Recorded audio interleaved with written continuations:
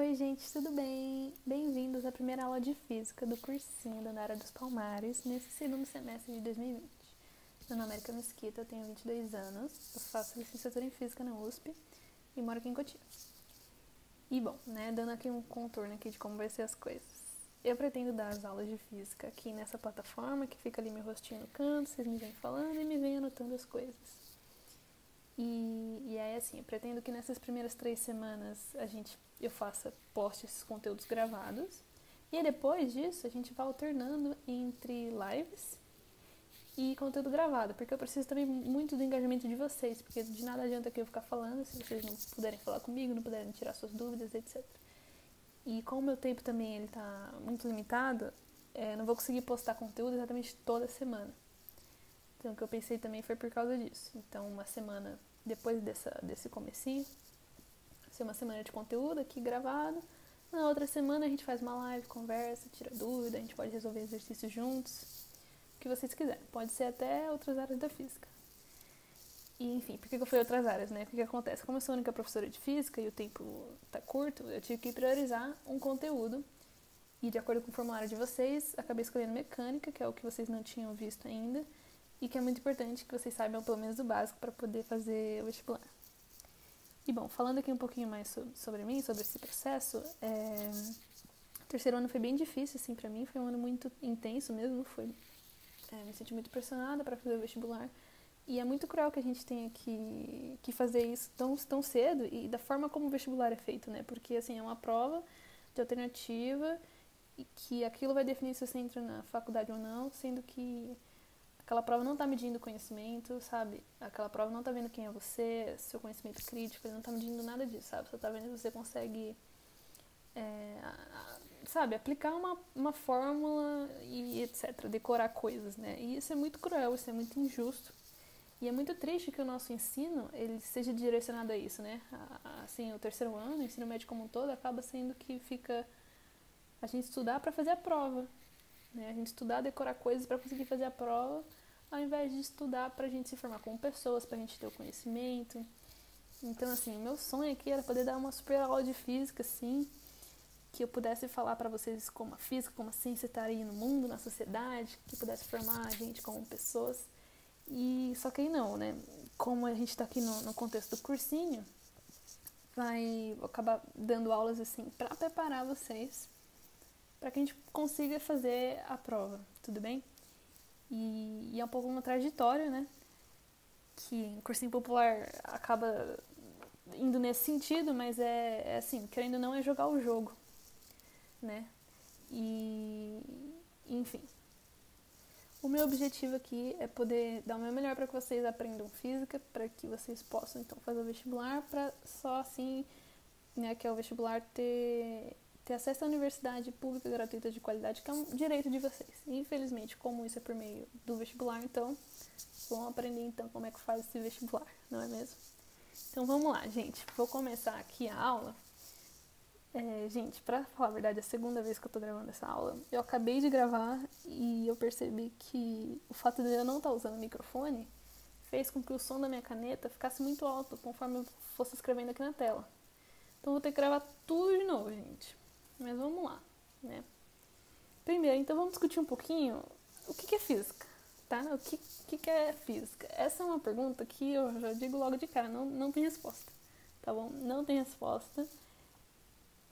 Mas eu acho importante pelo menos a gente discutir um pouquinho ciência, física e tal, porque isso vai dar base pra gente pros nossos estudos, tá bom? Então, primeiro, uma pergunta. Será que é possível alguém que não sabe física formular uma lei física? Será que é possível isso? Não, né? É a mesma coisa que, sei lá, você pedir pra alguém que não sabe russo, pedir pra escrever um poema em russo. Como é que eu vou escrever um poema em russo se eu não sei russo, gente? Então, não dá, né? E é a mesma coisa com a física, a mesma coisa com a ciência. Não tem como você formular uma teoria científica se você não conhece ciência, entendeu? Então, eu tô falando isso porque a física, e mais de forma geral, a ciência, ó, minha letra tá um garrancho, mas é porque a gente tá só discutindo, tá bom? Conforme vai dando conteúdo, eu vou tentando escrever mais bonitinho. E aí, enfim, vai ser um processo, né? Enfim, de qualquer forma. A ciência, ela é uma construção humana, gente. Vou escrever aqui, ó, vou até escolher outra cor para ficar em destaque. O que significa isso, uma construção humana? Que não é algo que foi feito só por um indivíduo em um momento. É algo que vem sendo construído por toda a humanidade ao longo do tempo, entendeu? Uma construção, assim, que foi criando, assim, conhecimento, foi evoluindo. É uma coisa, assim, que transcende um indivíduo específico, tudo bem? Então, só dá pra você fazer ciência se você conhece a ciência, se você tem os conhecimentos dessa construção que levou anos e anos e anos e anos, tudo bem? Então, por exemplo, Einstein, que é o físico mais famoso, o cientista mais famoso, que todo mundo lembra ali da fotinha dele mostrando a língua e tal, né? Acho que é o físico mais famoso que tem.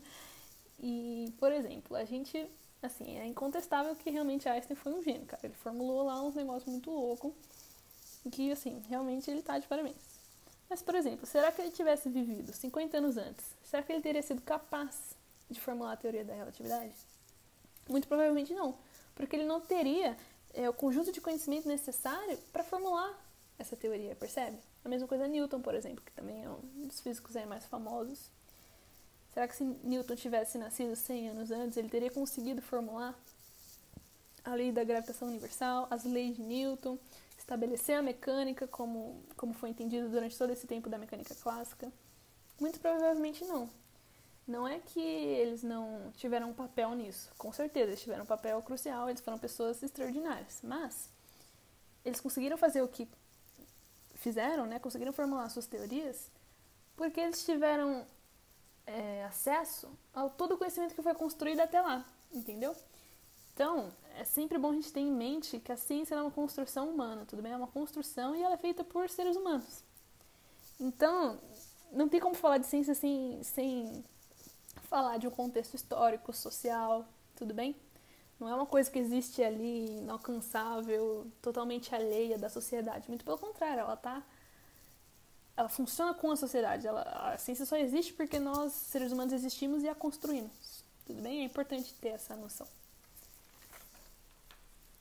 Enfim, então, além disso, também é legal a gente saber que a ciência, principalmente nos últimos tempos, ela é feita internacionalmente. O que significa isso, né? Como eu falei, como ela é uma construção humana, não é uma questão de uma pessoa, um grupinho ali.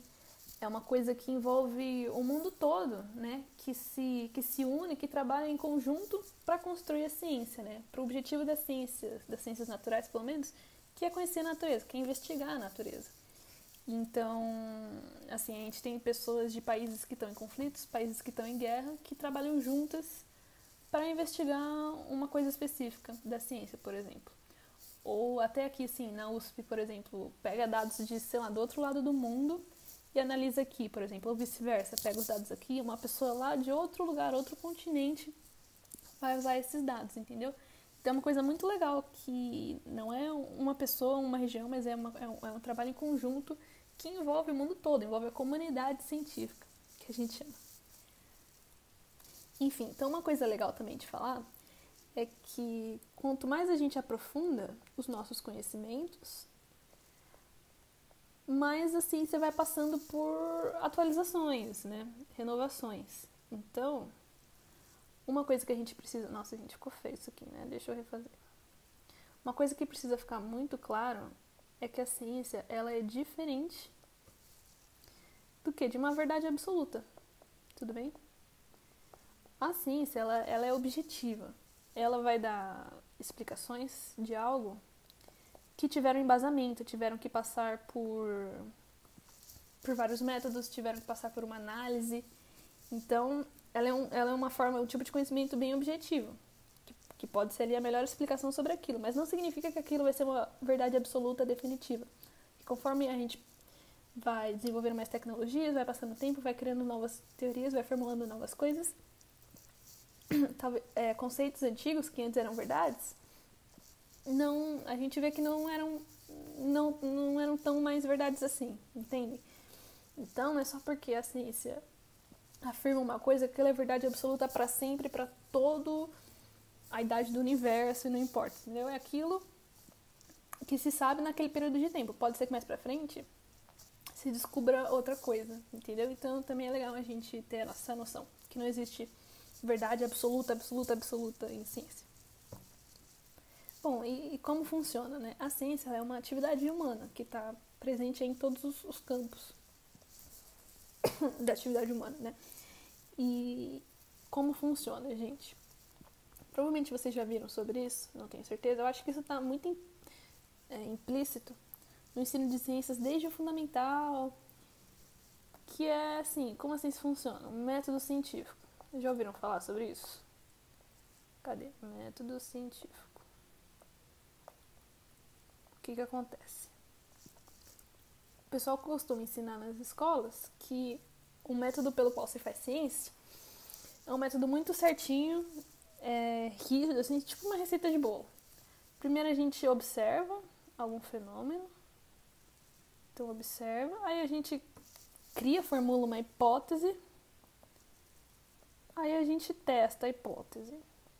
E aí, provavelmente aqui, ó, a gente observa de novo, cria outra hipótese, testa, teste. Enfim. E o que eu tenho pra falar? Gente, isso daqui é mentira. Tá bom? Não é assim que a ciência é feita, como se fosse uma receitinha de bolo. Que primeiro eu vou observei o fenômeno. Então, por exemplo, sei lá, aqui ó, a caneta caiu. Observei um fenômeno da natureza, tá bom? Então, a caneta caiu, agora eu observei, tomei ali alguma medida, tomei umas notas, vou formular uma hipótese. A caneta caiu porque existe uma força gravitacional para o centro da Terra que puxou a caneta, né? Que fez a caneta cair. E aí agora eu vou testar essa hipótese. Só que vocês concordam comigo que para eu saber que foi a gravidade que puxou a caneta, eu já tinha que ter previamente esse conceito de gravidade, entende? Não tem como você fazer uma observação sem saber exatamente o que você vai estar procurando. Então não tem como dissociar assim dessa forma a observação da sua hipótese, da sua teoria, né? A teoria que vai anteceder a observação. Então, não existe assim essa receita de bolo que vai dizer o método científico é isso, porque pouquíssimas coisas, assim, é muito pouco provável que tudo tenha, que as coisas tenham passado por isso, sabe? Eu sou da escola de pensamento que não existe o método científico, existem os métodos científicos. E, enfim, a ciência, ela dá conta de meio que transcender, assim, e se tornar objetiva. Então, não é uma receita de bolo, tá bom? Existe todo um campo do conhecimento, inclusive, que estuda isso e tal. Mas, enfim, ó, vou dar um exemplo. Em 1919, deixa eu pegar aqui. 1919, ocorreu um eclipse solar. Tudo bem, eclipses solar acontecem periodicamente. Nada novo sob o sol. Literalmente. Tudo bem. Mas esse eclipse solar em específico, ele podia ser muito bem visto na cidade de Sobral, no Ceará. Então o que aconteceu? Vários cientistas ao redor do mundo foram para o Ceará para assistir esse eclipse solar. Por quê, né? A explicação científica do eclipse solar já estava aí no mundo há muito tempo, né? Que é quando a Lua fica alinhada entre a Terra e o Sol, de forma que faça uma sombra, né? Que tampe a nossa visão do Sol em alguns pontos da Terra. E vai ficar escuro, vai ter umas regiões de penumbra, de sombra e tal. Essa explicação já estava por aí. Mas estava todo mundo interessado em observar esse fenômeno do eclipse solar. Por quê? Porque o Einstein tinha acabado de formular a teoria da relatividade geral. E ele tinha falado que a luz sofre um desvio gravitacional. Então estava todo mundo querendo verificar se a luz realmente ia sofrer um desvio gravitacional. E isso poderia ser verificado, observado, no eclipse solar. E o pessoal só foi verificar isso em 1919, que foi depois que Einstein lançou essa teoria. Então, assim, nesse ano eles foram lá, observaram o eclipse, confirmaram realmente, né, que a posição das estrelas ao redor do Sol mudou em algum momento, então conseguiu afirmar que a luz sofreu um desvio, e aí, assim, foi um grande marco aí para consolidar a relatividade geral. Mas esse fenômeno poderia ter sido observado em qualquer eclipse solar. Não era só nesse eclipse solar de 1919. por exemplo, né? Ele já acontecia sempre. Mas foi só sabendo o que eles tinham que observar que eles conseguiram observar esse fenômeno, entendeu? Então é por isso que eu digo que a teoria antecede a observação. Então, aquela receitinha de bolo, de primeiro eu observo, faço a hipótese, testo, não é exatamente assim que funciona, certo? A coisa é mais complexa do que isso, não é uma receita de bolo quadrada, não é assim. A gente já vai observar o fenômeno, já tendo em mente o que a gente vai observar, tudo bem? Então, teoria e experimentação estão muito relacionadas.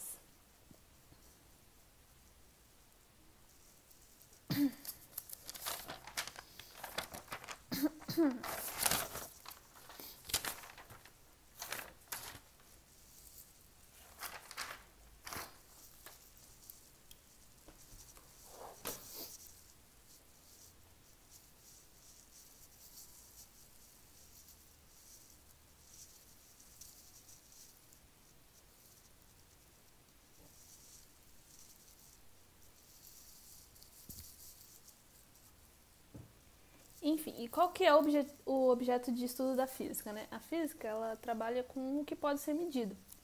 Então, o que a gente chama de grandeza física é tudo aquilo que pode ser medido. Como assim medido, né? Grandeza física. Por exemplo, a minha vontade de que saia logo uma vacina do coronavírus. Não dá pra medir essa vontade, concorda? Que nem, sei lá, medir a vontade que eu tenho de comer um chocolate. Não dá pra medir isso. Ou o amor que eu sinto por uma pessoa. São coisas imensuráveis, não são medíveis. Então, esse tipo de coisa não é bem o que a física vai lidar. Tudo bem? Grandeza física é aquilo que a gente consegue atribuir um valor, que a gente consegue medir. Então, medir, na verdade, é atribuir um valor. Então, é atribuir um valor numérico, mais uma unidade. Opa, gente, isso aqui é um N, tá? Unidade. Então, por exemplo de grandezas físicas. O tempo, por exemplo, é uma grandeza física, a gente consegue medir o tempo, não é? Então, tempo. Eu falo, a consulta é daqui 30 minutos. 30 minutos. Foi um valor do tempo, né? 30 e uma unidade, minutos. Então, a unidade que eu usei aqui foi minutos. Agora, por exemplo, se, sei lá, alguém tá com uma doença aí terminal e aí o médico fala, você só tem 3. Você só tem tempo 3 de vida. 3 o quê? 3 meses de vida, 3 dias, 3 semanas, 3 anos. Entendeu? Então as coisas só fazem sentido, uma grandeza física ela só tem sentido se ela vier acompanhada da unidade, tudo bem? A unidade é o que vai dar valor, que vai dar significado para aquela grandeza. Então, como a gente está falando do tempo, eu falei horas, tem segundos, minutos, o que mais, gente? Tem dias, tem semanas, anos, milênios, séculos. Existem várias unidades aí para tempo. O que mais que é uma grandeza física que a gente pode falar? Tem também o comprimento. Opa, quase que eu faço besteira. Comprimento. Antigamente, no absolutismo ali da Europa medieval, que existiam os reis lá no feudo e eles eram a representação do poder, né? E, enfim, o poder era centrado no rei. Por que eu tô falando isso? A referência era o próprio rei, inclusive nos parâmetros de unidade. Então, por exemplo, era comum se medir comprimento com pés ou com polegadas. Por quê? Pegava o polegar do rei e falava assim, ó, isso daqui eu vou definir como uma polegada. E a partir disso eu vou definir então o comprimento das outras coisas. Quanto que mede aquilo ali? Vale 30 polegadas, 40 polegadas, 3 polegadas e meia. Eu defini como referência a polegada do rei. Mesma coisa com pés, etc. Só que aí é meio complicado, porque isso não é muito preciso, né? Quanto que é a polegada de um rei vai variar com outro rei, o pé de um não é o mesmo tamanho do outro. Então fica muito complicado, né? Conforme foi passando o tempo, a gente foi sentindo cada vez mais a necessidade de valores, padrões mais precisos, né? Hoje em dia a gente usa muito o metro, por exemplo, é uma unidade de comprimento. quilômetro. O quilômetro nada mais é do que uma divisão, na verdade, uma multiplicação do metro, né? O que significa esse quilo aqui? Esse K na frente significa 1000. Então, 1 quilômetro, na verdade, são o quê? 1000 metros. 1000 metros. Esse K aqui tá fazendo papel de 1000. Tudo bem? Mesma coisa centímetros, né? Falei de metro, mas também tem centímetros. Esse Czinho aqui significa 1 centésimo. Então, é 0,01 de metro. Então, ao invés de falar 1 centésimo de metro, eu falo centímetros. E aí fica uma nova unidade, mas que no fundo teve como origem, né? Ela tem como parâmetro mesmo o metro. Isso daqui é só uma divisão do metro. O que mais, gente, de grandeza que a gente consegue medir? Falamos de tempo, comprimento. Tem também a massa, né? Massa é uma grandeza que dá para medir. Então, vamos escrever aqui. Cadê? Aqui, massa. Então, por exemplo, a gente costuma medir a massa em quilogramas, né? Eu peso 70 quilogramas, 70 quilos. A gente fala no diminutivo, né? Cortadinho. Quilo é a mesma coisa que nem quilômetros. Vai significar 1000 gramas. Que outra unidade também a gente pode usar? Toneladas. Já ouviram falar de toneladas, né? Toneladas. Opa, gente, escrevi errado. Tá calma nessa hora. Tonelada. Tonelada vão significar 1000 quilogramas. E quilograma já é 1000 gramas. Então é realmente muita coisa.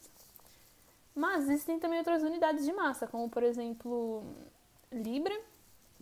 Libra é usado muito no Reino Unido, né? Eles falam pounds, em português fica libra. Ou onça. Esse onça, gente, eu nunca nem vi, aparentemente é do Reino Unido também. Eu peguei aqui só para dar mais exemplos, mas assim, eu pessoalmente nunca vi usar onça como medida de massa, mas existe. Enfim, então existem diversas unidades, todas elas vão servir como parâmetro, certo? Para eu conseguir medir alguma coisa. Então eu defino assim, isso daqui pesa 1 quilo, defini. Então, a partir desse 1 quilo que eu defini, eu vou conseguir definir quanto que pesa as outras coisas, quanto que é a massa, né? Peso e massa são coisas diferentes, mas a gente vai ver mais pra frente, não precisa se preocupar com isso agora, não. Enfim. Então, é muito, muito importante que toda medida seja acompanhada de uma unidade, como eu falei, vou falar isso de novo, porque é isso que vai dar significado, tá bom? Só que pode ter problemas, porque existem diversas unidades, como a gente acabou de ver, né? Isso são só alguns exemplos de algumas grandezas. Mas, por exemplo, temperatura. A gente usa Celsius. Aqui, temperatura. A gente está acostumado a usar em graus Celsius. Então, graus Celsius. Mas tem lugar que usa graus Fahrenheit, por exemplo, nos Estados Unidos. E aí, assim, pode dar até problema, né? Porque, vou ir lá pra lá, vou viajar, sei lá. Deixa eu ver qual que é a temperatura que tá fazendo. Nossa, 40 graus. Aí você vai achando que é o maior calor do mundo. E na verdade não é, né? Porque 40 graus pode ser calor em Celsius, mas pode ser frio em Fahrenheit, por exemplo. Então é muito importante que você certifique de qual unidade você está falando, né? E aí, mais especificamente, como a comunidade científica trabalha com pessoas do mundo todo, se fez muito necessário estabelecer unidades padrão para que todo mundo entendesse o que estava se falando, né? Qualquer unidade. Então, se deu necessária a criação deixa eu apagar aqui, do Sistema Internacional de Medida. Isso é muito importante, que em todas as questões de vestibular sempre vai falar para ou você usar o Sistema Internacional de Medida ou usar outra medida. Então é muito importante a gente saber quais são essas unidades, né? Sistema Internacional. Ele é abreviado assim, SI. Então é muito comum a gente achar num exercício assim, de vestibular de física, considere as unidades do SI. O que é isso? Considere as unidades que foram definidas no Sistema Internacional, porque aí sim a comunidade científica ia estar falando da mesma coisa, certo? Que aí não importa se eu uso Celsius, se o outro país usa Fahrenheit, aqui nesse trabalho específico a gente está usando essa medida, aí já deixa certinho para evitar confusão, entendeu? E como é que funciona isso, né? Aqui, peguei uma tabelinha que eu fiz e coloquei aqui as grandezas que são fundamentais. Nossa, deixa eu dar um Será que seu clear all vai sumir? Ai, gente. Velhinhos confusos com a tecnologia, né? Eu mesma. Enfim, aqui. Acho que agora vai dar certo. Coloquei aqui então as grandezas fundamentais do sistema internacional. O que significa grandezas fundamentais? Significa que são a partir dessas grandezas que eu vou definir as outras. Então eu só preciso, ó, de 1, 2, 3, 4, 5, 6, 7. Eu só preciso de 7 grandezas para definir todas as outras imagináveis usadas em física, usadas em ciências exatas. Então, por exemplo, a velocidade. A velocidade, ela também é uma grandeza física, né? Eu consigo medir a velocidade. Aquele carro ali, ele andou, ele estava tão rápido, ele passou ali por mais de 100 km por hora. 100 km por hora. Vamos pegar esse exemplo. O que significa aqui? Ó? Significa que em 1 hora eu andei o quanto? 100 km, né?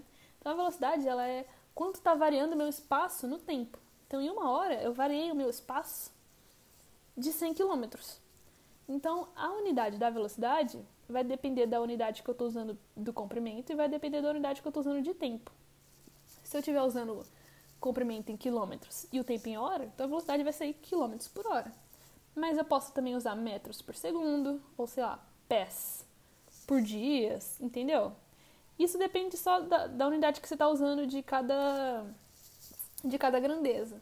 Então é por isso que a gente chama que a velocidade é uma grandeza derivada, entendeu? Que elas surgem a partir de outras grandezas. Já essas grandezas aqui, ó, nessa tabela, são as grandezas fundamentais. Tudo bem? Então, ó, vamos ver quais são essas grandezas fundamentais. No comprimento, no sistema internacional, a gente usa metro. Então, ó, não tem mais essa confusão de pé, polegada, tal. No sistema internacional, definiu que a unidade usada vai ser 1 metro. Tudo bem? E o símbolo é o Mzinho que a gente já conhece. Massa. Massa vai ser usada como quilograma. Tudo bem? A gente também já conhece. Tempo vai ser usado segundo. Corrente elétrica vai ser usada ampere. A corrente elétrica aqui é um caso curioso. Não sei se vocês já viram isso em eletricidade e magnetismo, mas a corrente elétrica ela é definida como a carga elétrica por tempo. Então, é carga elétrica dividido por tempo. É quanto de carga elétrica está passando ali num determinado tempo. Né? Quanto de carga elétrica passou ali naquele fio por tempo. É tipo uma velocidade só que da carga, certo? Ao invés de medir quanto de espaço eu variei, vou medir quanto de carga elétrica passou por ali. E aí, ó, então, a corrente elétrica não é exatamente uma grandeza fundamental, porque ela vem das unidades de carga elétrica e de tempo, tudo bem? Mas, historicamente, ela veio antes, então é por isso que ela tá aí na tabela, tudo bem? Até onde eu tenho conhecimento sobre isso. Então, enfim. Aí a gente usa ampere, tá escrito aí na tabela.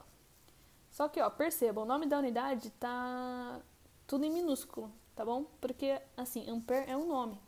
Então, se eu escrever com a ampere com A maiúsculo, significa que eu tô me referindo à pessoa, ao cara ampere. Se eu quero me referir à unidade ampere, aí eu tenho que escrever com a primeira letra minúscula, tudo bem? Porque é o nome da unidade, ampere, não é o nome próprio. Mas o símbolo, aí sim, vai ser maiúsculo, tudo bem? Então, o símbolo pode ser maiúsculo ou minúsculo. Ó, aqui o metro é minúsculo, aqui o ampere, o A é maiúsculo. Só que o nome da unidade vai ser sempre com letra minúscula, tudo bem? Além disso, então, também tem a temperatura, que a unidade do sistema internacional vai ser Kelvin, não é nem Celsius que eu falei, nem Fahrenheit, é Kelvin, que é uma escala de temperatura mais precisa, né? Que a gente chama de escala de temperatura absoluta. E por que absoluta? Porque o 0 Kelvin representaria o zero total. Não existe nada mais frio do que 0 Kelvin. Enfim, até uma discussão aí se é possível as coisas chegarem a 0 Kelvin ou não. É uma discussão bem legal de física também. O que mais? Quantidade de matéria. A gente usa mol, a gente vê mais mol em química do que física, né? Mas tá aí, é uma unidade que a gente usa para definir a quantidade de matéria. No sistema internacional vai ser mol, que é aquela coisa, 6 vezes 10 elevado a 23, aquela coisinha, né? O que mais? Por fim, tem a intensidade luminosa, que eu confesso que estou no terceiro ano de física e eu só vi isso daí em nenhuma matéria de astronomia, que nem era do estudo de física. Então a gente acaba nem usando muito. Mas tá aqui o nome da unidade, é candela, e o símbolo é CD. Não usaremos, dificilmente vocês vão ver isso no vestibular, mas o resto sim, as outras grandezas sim. Então tá, se essas são as grandezas fundamentais, vamos ver as grandezas derivadas, que vieram dessas daí, né? Que nem eu falei, tem a velocidade, mas tem outras. Tem outras. Por exemplo, a área. A área, por exemplo, aqui a área desse retângulo, ela é lado vezes lado, não é? O lado não é um comprimento?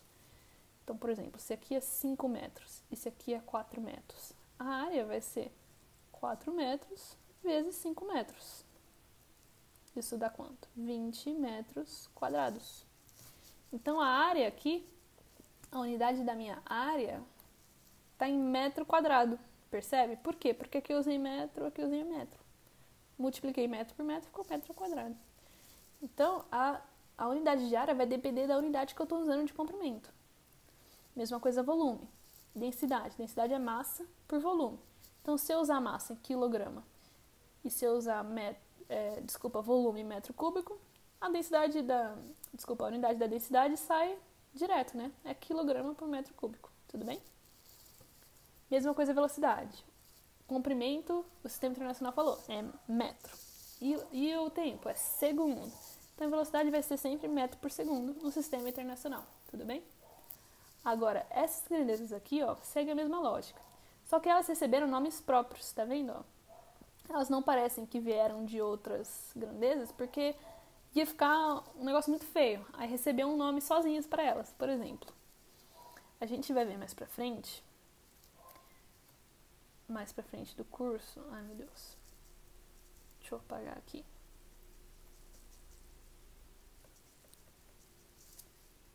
A gente vai ver que a força ela é definida como quilograma metro por segundo ao quadrado. Isso daqui vai ser a unidade de força no Sistema Internacional, porque a massa está em quilograma, né? O comprimento está em metro e o tempo está em segundo. Beleza. Tudo isso daqui, então, vai ser a unidade de força. Quando eu estou falando de unidade, ó, a gente usa colchetes aqui no... Desculpa, colchetes não. Chaves. A gente usa chaves aqui na grandeza. Tudo isso daqui, ó, foi dado o nome de Newton. Porque ao invés de ficar escrevendo sempre quilograma metro por segundo quadrado, chamou isso daqui de Newton. Entendeu? Ficou mais fácil.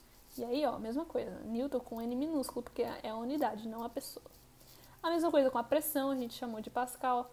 Trabalho a gente chamou de Joule. Potência de Watt, né? A carga elétrica de Coulomb. Também, tudo isso são nome de pessoas físicos, cientistas que foram muito importantes nessas áreas do conhecimento e aí receber o nome é uma forma de homenagem pelas contribuições naquele campo. E, enfim, então, onde que eu estava? Potência, carga, a diferença de potencial, a resistência elétrica, tudo isso daqui, ó, são grandezas que são derivadas de outras, tudo bem? A aceleração, que eu não tinha falado também, mas tá aqui, a gente vai ver mais pra frente. Logo menos a gente vai ver, ó, velocidade, aceleração, força. É isso que a gente vai ver em mecânica, tá bom?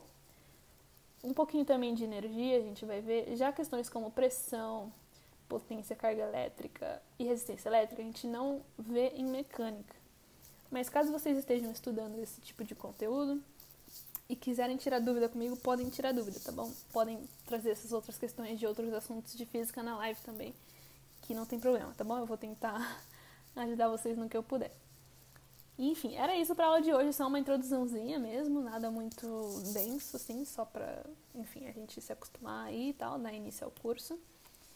E, assim, eu vou pedir, por favor, pra vocês tentarem fazer os exercícios. A cada aula vai ter uma lista de exercício relacionada ao tema. E, assim, porque no fundo é o que eu falei, a gente tá aqui estudando, treinando pra conseguir ir bem na prova pra, enfim, ter acesso à universidade. Porque a universidade, infelizmente, hoje se dá acesso por meio dessa prova. Então, é jogar o jogo, né? E aí o que vai ser cobrado de vocês é ver se vocês conseguem resolver os exercícios. Então, por isso que é muito importante treinar. Não adianta muito assistir a aula, fazer resumo, se a gente não treina com exercício, tá bom? Então tenta fazer os exercícios e errar faz parte, tipo, o normal é que a gente erre mesmo, e aí errando e vendo onde que estão os erros que a gente vai arrumando e vai aprendendo, então o normal é que a gente erre no começo sempre. E aí, assim, vocês façam o exercício, vejam onde estão errando, vejam a resolução, tá bom? Eu vou sempre colocar a resolução também para que vocês possam ver como é o jeito certo de fazer, né? Certo, assim, o esperado. Mas tentem fazer primeiro antes de só olhar a resolução, tá bom? E, enfim, é isso, gente. Então, até a próxima semana. Bons estudos para vocês.